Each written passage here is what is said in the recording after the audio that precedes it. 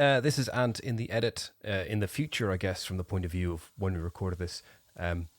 Anyway, the eagle-eyed amongst you, or the eagle-eared, I guess, would realise that we were supposed to have done 1977, but you're getting 1686. And this is because there's a bit of technical difficulties in the recording of 1977. We won't point any fingers of blame at anyone in particular. We'll never know who was the source of it. So, please stop blaming me, Will and Anna. But it was my fault. Anyway, suffice to say, we'll be back to 1977 next week. So enjoy the sort of temporal paradox that we're sort of creating. Okay, bye. Hello and welcome to the Randomly Generated History Club, where three non-historians pick a year at random and try to learn things about it.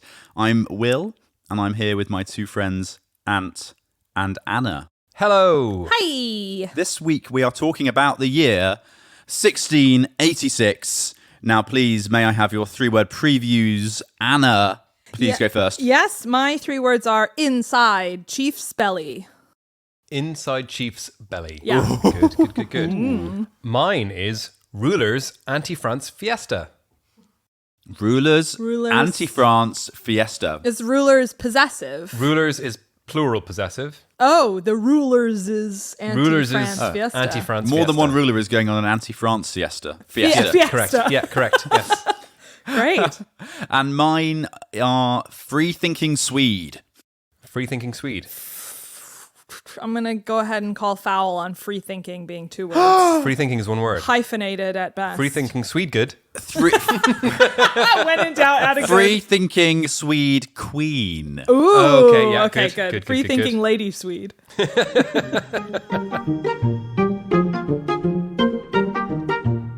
Okay, this week I'm going to talk about Christina, Queen of Sweden.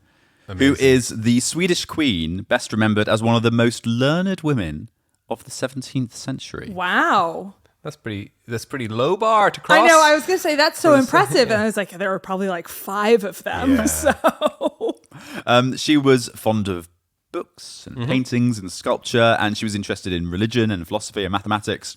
And she attracted many scientists to Stockholm, where she tried to make the city into a kind of Athens of the North, a kind of centre of learning. And then later on, during the Peace of Westphalia, that allowed her to establish academies and universities wherever she wanted across Europe. So these are the sorts of things that she's remembered for today, and I will talk a little bit about her life. academies, you said. Academies. I thought you said cannabis. And I was like, oh, okay, Christina. I mean, maybe that as well. Maybe, yeah. I mean, she was also obsessed with alchemy, which was a less yes. worthwhile Yeah. enterprise. Yeah, well, swinging a miss. Cool. So let's talk a bit about her life. So she was born in 1626 and was a member of the House of Vasa.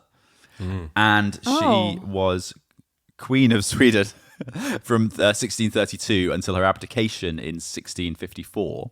Have you guys been to the Vasa Museum in Stockholm? No, I have not. It's actually extremely cool, and that's why I said because I don't know if it's connected, but it's this ship, this like giant wooden ship that sank kind of immediately upon leaving harbor and was like buried in the mud, and they unearthed it and put it in this museum, and it's excellent. Wow, okay. If you're in Stockholm, so I wonder if that's the same Vasa. Probably is. Yeah. Cool. We'll go. Well, Yes. we'll make sure we do a kind of. We can expense Conveniently, this. yeah, it's bonus also feature. right next door to the ABBA Museum, so 2 for 1. So she succeeded her father, which is often the way it goes with royals, and this guy is called Gustavus Adolphus, and he died in the Battle of Lutzen in 1632. But then she only began actually ruling the Swedish Empire when she reached the age of 18, which was 12 years later. So when she was and when she was born, the baby was first thought to be a boy, as it was, quote, hairy, unquote, and screamed with a strong hoarse voice. Oh. Now, I know medicine and stuff was not great at the time, but if the midwife/doctor was saying, yeah, it's a boy, we think, on account of the hair is what's Maybe it was doing it. when they could only see the head, not to get too graphic. Yeah, okay. The head and the mouth because it was screaming. And the mustache. And the mustache. It was probably the mustache. I mean, history doesn't really tell us much more, I'm afraid. But the king was very happy, stating, "She'll be clever. She's made fools of us all." And he was then really close to his daughter. But her mother remained permanently aloof with her, partly because she was disappointed at the child being a girl rather than a boy. A hairy girl. Exactly. And she'd had a couple of girls before, so I think she was felt under pressure to produce a boy. Unfair. And it also seemed that her mother suffered with quite poor mental health. And so as a result, she was then kept apart from the baby as well. Because they thought it would should pass it down, her bad mental health down onto the baby. Under the fairly terrible practices of the time. And then so in June 1630, when Christina was 3 years old, her father then left. The king then left to go to Germany to defend Protestantism during the 30 Years' War. And before he left, he secured his daughter's right to inherit. And he picked her, even though she had older sisters? It's a very good point. It's a very good point. Okay. I hate to be the one to point out the plot history hole. and will have no answer. One of those two things has no answer. Further research is required. He secured her right to rule in case he never returned, and gave orders to his marshal. Importantly here about how learned she ended up being, that Christina should receive an education of the type normally only afforded to boys. Okay. So I mean, it just showed. Yeah, she was basically just given a normal education. Yeah. Yeah. Right.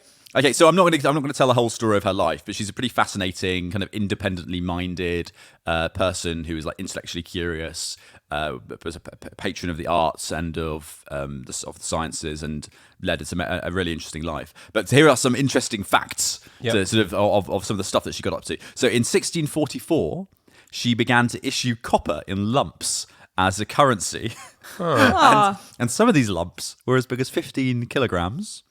Wow. That's a really inconvenient type of currency. Hold on, let me haul out my 15 kilogram lump of copper. Oxidizing, it's all green. The patina, It's getting my copper bag all dirty. Oh my God, your hands would just smell like pennies all the time. I mean, so I And a lump of it, not even No, a lump. She's an idiot. Yeah, I mean, I have absolutely no idea why she did that, to be clear. Anyway, that's the thing she did. She also had a habit of total financial extravagance. So, in fact, spending all that copper. All those lumps of copper. Copper for you, lump for you, and you, and you. She's just chucking them into the audience. And so her financial extravagance got so bad that it nearly bankrupted the Swedish state. Wow. And the financial difficulties from it all caused public unrest. So she didn't do a first-class governing job, frankly. Women be shopping. She also kept a goat and a donkey with her on her travels around Europe. And I'm a big fan of the goat and the donkey. For advice, obviously. Yeah. Of course. Christina also argued for peace to end the 30 Years' War. And she received indemnity from the other side. And then meanwhile, she caused a scandal when she decided not to marry, which is interesting. And she converted to Catholicism secretly in Brussels. And then publicly in Innsbruck later. After her dad had died defending Protestantism. Yeah, so I think she clearly had this there was a lot going on, I think, with her. So she, I mean, a lot to unpack, really, isn't there's there? lots to unpack. So you know what happened? What's that? The donkey made her do it. Oh, I thought you were going to say she saw a hot priest or something. Or that. No, well, I mean, she was almost certainly gay. Not to I think it's really difficult to try to delve into the private thoughts of historical figures, right? But I think she was probably gay. She's also had her dad, which obviously she couldn't necessarily express openly at the time. And also, odd choice to go into Catholicism if you are gay. Well, I think it must. So this is the point. I think she didn't want to marry a man. Yeah. And I think maybe that was also linked to the fact that might be we removed some expectations on her to marry because into other Protestant aristocrats. She's a Catholic. That's actually pretty shrewd then. Yeah. So there's all these sorts of things going on, and then meanwhile, quite right, her dad had died fighting the other side. Yeah. So incredibly complex psychology. What's going on here? And then so due to that, the Pope Alexander VII then described Christina as a queen without a realm, a Christian without a faith, and a woman without shame. Which is a brilliant quote, let's face it, but also if that really was on horrible. The back of a book. She converted to Catholicism and then he slags her off like that? Yeah, he didn't like it. Yeah. And like, is there any like proof of her? Like, is there any like sort of other than just people maybe trying to slander? Like, how do we know that she's probably other than she didn't marry? Oh well, so that's basically all you could say in the no. 17th So century. she had a fairly like unconventional lifestyle by the time. So interestingly, she grew up as a girl destined for power, and she was educated. She was given kind of the surroundings and upbringing she had were that of a boy at the time, basically. And then she had quite an unconventional lifestyle as an adult, and she had quite a masculine sort of dress sense. And most of the kind of biographies that have been written about her have explored in quite some detail the fact that she sort of expressed her gender and sexuality very differently than you might expect from a kind of normal societal norms, quote normal unquote aristocratic woman at the time. It's sort of quite an important part, I guess, of her. It's fascinating. I still can't believe the Pope did her dirty like that. I know, it's outrageous. What a great! I'd love someone to speak to me. It's a great quote. It's a great The Pope quote. does not want to classify me in any terms. Yeah. I'm happy to say you're a man without shame. Ah, thank you. Yeah. Yeah. Going on my LinkedIn profile. So she ended up being the guest of 5 consecutive popes and became a symbol of the Counter-Reformation. Yeah. And is one of the few women buried in the Vatican Grotto. Oh. And then Is that like the Playboy Mansion grotto? No, they're different grottos. They're 2 different different grottos. grottos. Oh, okay, Hot okay. tub. Yeah. Yeah. People do frequently end up at one having intended for the other. Oh, shit. I thought this was the Vatican. Sat nav got it wrong. Yeah. I shouldn't have had all that Viagra. Final fact from me, and one of the best. So when Louis XIV revoked the Edict of Nantes, which abolished the rights of the French Protestants, the Huguenots. I'm about to talk about this as well, so this is exciting for me. Okay, cool. So this is perfect. So when Louis XIV abolished the rights of French Protestants, Christina then wrote an indignant letter, and by this time she's in Rome, dated on the 2nd of February 1686, which is directed at the French ambassador, arguing against it and imploring them to change the policy. And then in Rome, she made Pope Clement X prohibit the appalling custom of the time of chasing Jews through the streets during carnivals and during these public holidays, which is the level of like state-mandated persecution of Jews at the time. And then in So sorry, she was against that. She's arguing in everything she's doing against religious persecution. Okay, great. Okay. Yeah. By this time she's out of power in Sweden, in Rome, but Yeah. she's still it's incredibly important public figure lobbying for inclusion and for nice. An influencer. She had 100,000 Instagram followers. Yeah. And then later on, she issued a declaration saying that the Roman Jews were under her personal protection. Oh, wow. Signed La Regina, the Queen. Based on nothing. Based on nothing, yeah, but it was like an important symbolic thing for I someone. love that. Yeah. No She- one else was saying that sort of thing about the Jewish community at the time. Right. And she had an aggressive goat. They're under my protection. Also the donkey and the goats. Yeah. Exactly. And so overall, she was this really fascinating figure, very independently minded, and someone who confounded lots of social norms. Yeah, There you have it. It's Queen Christina of That's Sweden. pretty cool. I like her. Good job, Lady Swede. Yeah. Good job, her.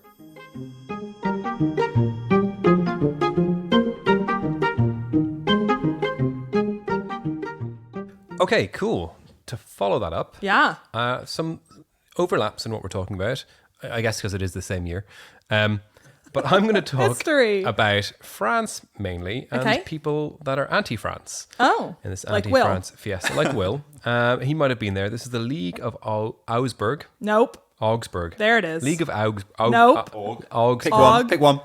The League of Augsburg. There you go. There we go. So the late 17th century, as we know, time of political intrigue and shifting alliances in Europe. King Louis XIV of France, we just mentioned, sought to expand his territories and consolidate his power, and his ambitions set off this chain reaction of events that would eventually lead to the formation of the League of Augsburg in 1689, the year after in question. So we're dealing with the build-up to this. Don't at me. Well, 3 years after the year in question, but good Yeah, enough. whatever. The article, so we're going to explore the lead up to the formation of the League and highlighting these different personalities, interesting connections, all that kind of stuff, and these long-lasting consequences of such. So strap in. We're going to talk about King Louis XIV, otherwise known as the Sun King, because I think he was either very dense, very bright, or others revolved around him. Not really sure. Yeah, no, it's because he was made of mostly helium. Yes. Hydrogen, Hydrogen, converting to helium though. Ruled France from 1643 to 1715, a key figure in European history. He was known for his ambitious expansionist policies and his extremely extravagant lifestyle. Under his reign, for example, the Palace of Versailles was built, symbol of power and grandeur. It still lasts today. It's beautiful. Yeah. He also wanted to expand his territories. He increasingly came into conflict those that people, didn't want France to expand their territories, which is basically everyone else, particularly the Holy Roman Empire and the Dutch Republic. Ooh. Which is, in my mind, very like the Star Wars Republic. But anyway, so what he enacted then was called a series of things called the Reunions. The Reunions. The Reunions. So in 1679, the Treaty of Najimon. Oh my gosh. Nope. The treaty. There was a treaty. There was a treaty. Nijmegen. Nijmegen. Nijmegen. No, the Treaty of Nijmegen. We're so flying blind here. End of the Franco-Dutch War, resulting in territorial gains for France. However, the Sun King was not satisfied and sought to further expand his influence and territories through a policy known as the Reunions, or in French, les Réunions. Brilliant. The French king claimed that certain territories in the Holy Roman Empire were rightfully part of France, and he set up what were called the Chambers of Reunion, or Chambre de la Réunion, to investigate these claims. God, I feel like I'm there. And so what these were like sort of nominally independent bodies that were ascertaining the legality of who owns what, where, and when, but they were just French puppets, effectively. They weren't literally, they might have been. Or in puppets. French, les puppets. Les puppets. So the policy alarmed neighbouring states who saw these actions as a threat to their own territories and the balance of the power infrastructure within Europe.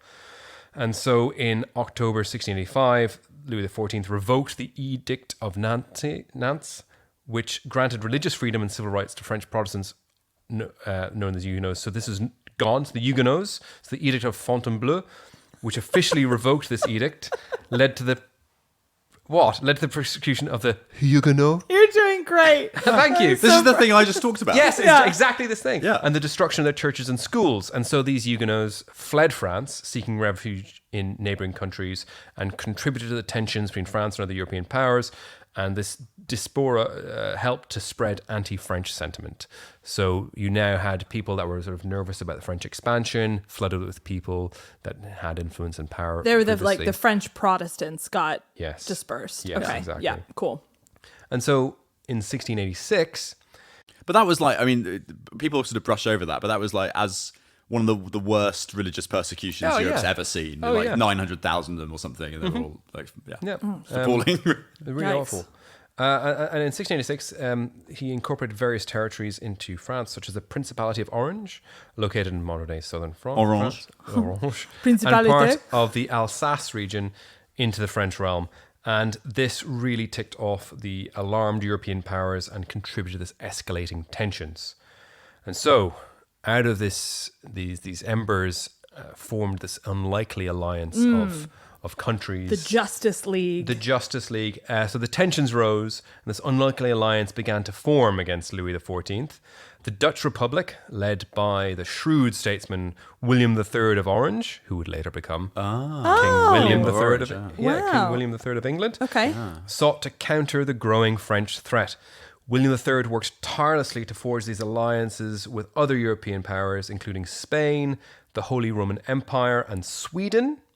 And this diplomatic effort laid the groundwork for the formation of the League of Augsburg, which was then signed in 1687. So all this beat up into that, between the Holy Roman Empire of Spain, the Dutch Republic, Sweden, England, the Duchy of Savoy, and a lot of smaller German states. It's literally everyone else in Europe except France. It was also later called the Grand Alliance Yeah. as well. So this Cool. is like all these people that were vying for power and status and, at each other's throats, and suddenly they had this united front against the French. It's like the enemy of my enemy of my enemy of my enemy of my enemy is my friend.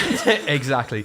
A whole cast of characters. So I'm just going to hit some of the names here so you just know Great. them. Strap in. There we go. Here Holy we go. Roman Empire, Emperor Leopold I. Oh, that's an easy Spain, one. King Charles II. The Dutch Republic, Stadtholder William III of Orange. Sweden, King Charles XI. England and Scotland, first of all, was King James II. And then replaced by William III after the Glorious Revolution in 1688.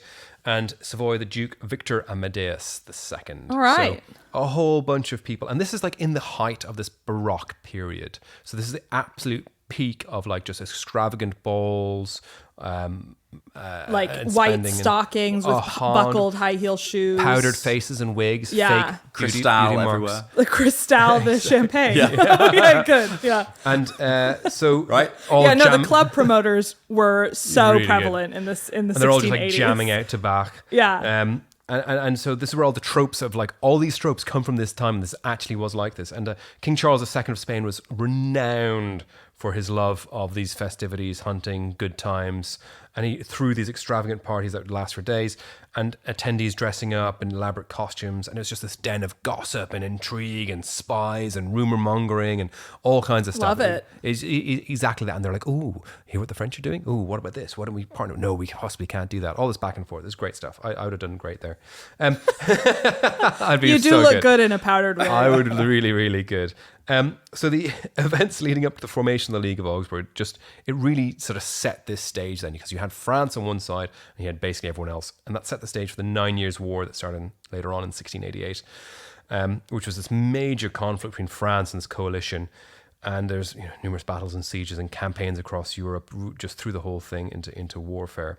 And there's a treaty later on, the Treaty of Ryswick, and the League of Augsburg was a precursor to the Grand Alliance, which would again go on to later oppose France during the War of the Spanish Succession in 1701. So it really set this tone for just like decades of warfare and just destruction and heartache and pain, all because the Sun King wanted more land back into France.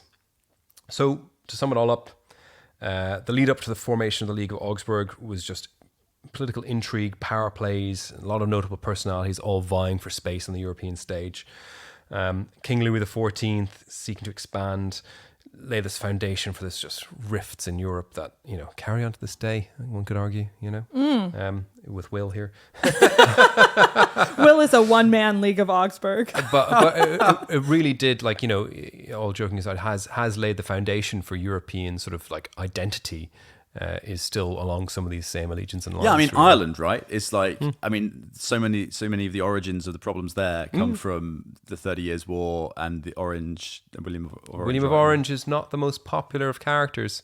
In really. some parts of the the islands of the islands of Ireland. Ireland. Yes, yeah. How many more caveats? Popular can we in put? other parts. Yeah. Yes, and very popular in other parts. Yeah, there is a divide, There is which we're going to solve today. Cool. That's my story about Europe, France, and anti-France. Nice. It's funny to remember just how much of like the 17th century was war. Yeah. Yeah, the whole thing. I wouldn't say whole- funny. Funny, peculiar. Funny,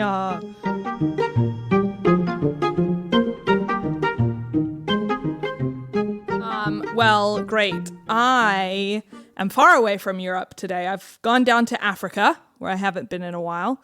And I'm talking about the kingdom of Dahomey, which existed from around 1600 until 1904 in what is now Benin. Oh. Yeah. So this is very cool. They've been on my list to talk about, and I was just waiting for a year when something close to important happened, close to the year in question. And ding, ding, ding, got it. So I want to talk a little bit about the origins of Dahomey. There's a popular but probably false account of how the kingdom got that name. The story goes that a man named Dakodonu, who was probably the second king, was granted permission by the local rulers to settle in this plateau and kind of establish himself there. Dakodonu requested additional land from a prominent chief named Dan, or Da, to which the chief responded sarcastically, "Oh, should I open up my belly and build you a house in it?" Dakudonu was very insulted by this, so he killed Dan on the spot. Did he then build a... Well, he did begin the construction of his palace, allegedly right in the spot where he'd killed this guy. Wow. And so the name of the kingdom, Dahomey, was derived from this incident. Dan meaning chief, ho meaning belly, and May meaning inside of. Oh. So that was my 3 words, inside chief's belly. Nice. Yeah. Possibly apocryphal, but... What does ho mean again? Ho, belly. Yeah. I didn't know that was what that meant, but okay. Well, in this language that you speak. Where my belly's at. Yeah, nice. So anyway, that all happened in the early 1600s, maybe. But Dahomey's foundational king is usually considered to be a man named Wegbaja. And the oral tradition around Wegbaja is that he was the son of this king, King Dakudonu.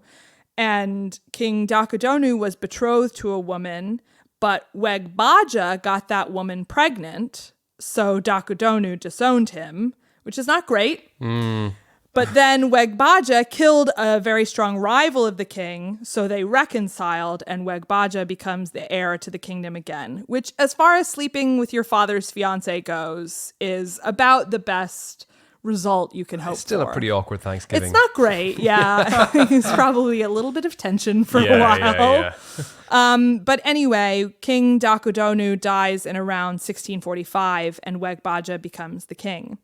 And he formed much of the administrative and religious practices of the kingdom. He kind of sets the scene for how it will grow and evolve from there. He built the royal palace. He loved taxes.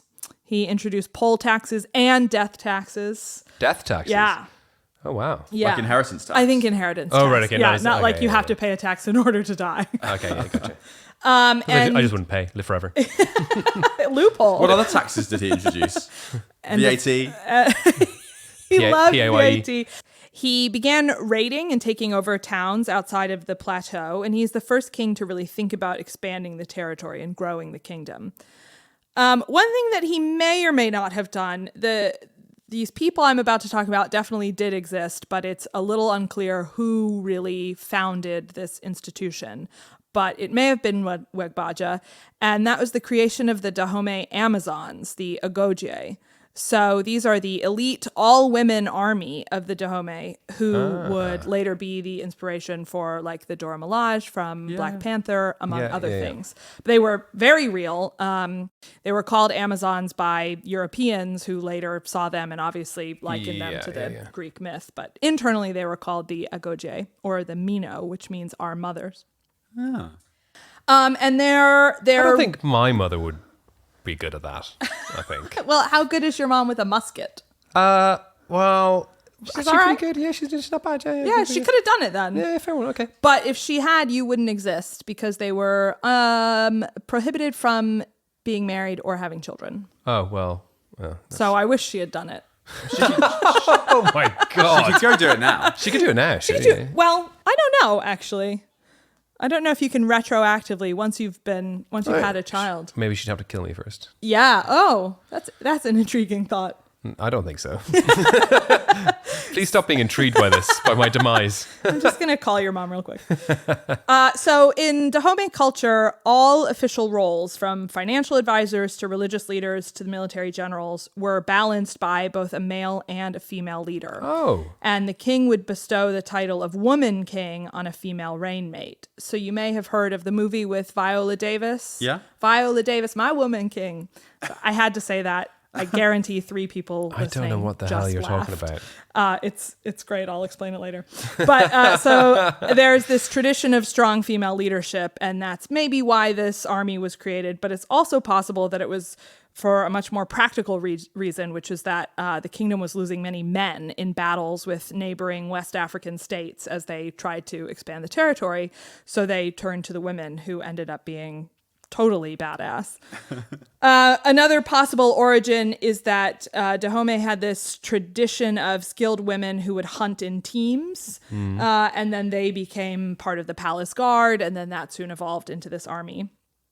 I did mention that they weren't allowed to marry or have children, and if anyone even touched them, that person would be killed. Ooh. Yeah, I mean, It's just a life I'm currently leading, but not by choice. I mean, that just makes it all the more interesting. Yeah. The danger. The danger. The danger is real.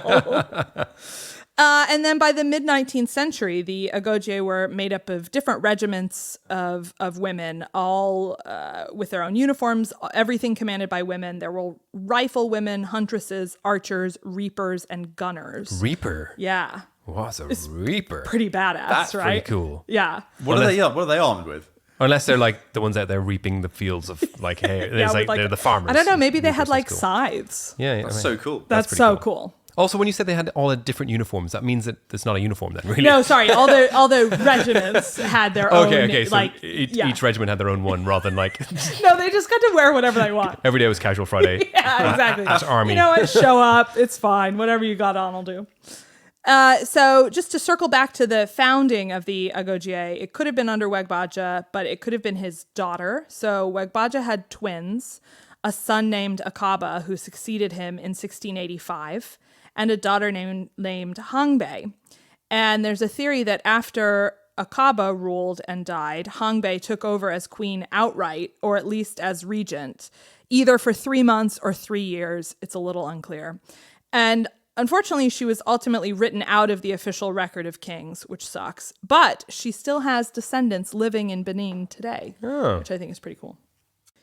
Anyway, Wegbaja dies in 1685, which is conveniently just 1 year away from the year in question. But I wanted to talk a little bit more just in this last minute or two about Dahomey in general, in case we never get to them again. After Wegbaja's death, the kingdom continues on. But by the 1740s, Dahomey is heavily involved in the slave trade. As they expanded and claimed territory, the slave trade provided the largest part of the king's income. They'd sell their captives as slaves, often with some pretty staggering brutality. And that continues for about a century. But in the 1840s, the British have decided that it's time to end the slave trade. Okay. Yeah. Yep, go on. Or at least, parts of them. Or sorry, end the slave trade for others. Yeah. Yeah. I see. Because they exactly. want to So monopolize. the British blockade the ports of Dahomey in 1851. No, hang on. To be fair here, this is the Brits genuinely trying to end the slave trade. Yeah, okay. That's true. Like globally. Yeah. Okay. Yeah. They did try to end it and then continued in places like America for, many more years. Okay. So the British blockaded the ports in 1851 and Dahomey stopped trading for a bit, but then resumed in 1857 for a lot of reasons, namely because it was a key source of power and wealth and one of their key levers over their rivals, the Oyo. But they had actually, really interestingly, fractured internally around the slave trade. And by the 1840s, there were two parties in the country, one of which included the crown, the male military personnel, and the traders, who were obviously in favor of continuing the trade. And the other included the Agoge, the women warriors, as well as priests and other officials who wanted to legitimize the trade and do trade things like palm oil instead of humans. So at least there was that. Unfortunately, then we enter squarely into the era of colonialism. France comes knocking for Dahomey. France and Dahomey fight a series of wars in the late 19th century, which France eventually wins, and Dahomey becomes a colony, a French colony, in 1894. And once they were in charge, the French not only banned the Agoge, but also basically prevented women from being in public service, getting an education, and all that good stuff. So in what is turning out to be quite an anti-French episode. Yeah, we should probably sprinkle in some good things about France. France is great. Now, it's good. Now, pretty yeah, good. No, good. And then... Good effort. I want to give a fair and balance, So Dahomey gained independence in 1960 and then changed its name to Benin in 1975. And one cool final fact is that Nawi, the last known surviving Agoge with battlefield experience, died in 1979. Oh, right, okay. Wow. She was more than 100 years old. And so it's just kind of cool to think about, this amazing female warrior who really saw some shit and died. Could have worked at the Jet Propulsion Laboratory. Could have worked at JPL. Yeah. Absolutely. I think she probably did. That's not written down in history, but I bet she did. So anyway, that's just a little about the kingdom of Dahomey and what is now Benin, and they're very, very cool women warriors. That's so cool. That's Yeah. pretty cool. And now we should watch either Black Panther or I've never Woman seen King. it. Have you not seen Black Panther? No. It's actually really excellent. good. I mean, like Yeah. we genuinely could like watch a movie together at some stage. I know we do. That We is- do. I'm aware. I know. We do mention it every Yeah, episode. we could like you just insist on never hanging out with me unless there's some sort of business venture outcome to Yeah. this like podcast. Yeah, what people don't know whether is it's me that- crushing grapes for the vineyard. I'm in the mines searching for that lost gold from I'm last so episode. tired of your foot I wine. am just constantly under the yoke of the labor here, and I just feel that we should like hang out in some sort of other guys rather than exploiting my. I just consider you a productive asset. The fact that you consider me productive is Yeah, that's a genuinely endearing to That's me. a stretch, Will. It's one of the nicest things anyone has ever said to me. Well, you need haranguing, but you're. When I'm lazy, I'm just looking for attention. You know? Hence the podcast.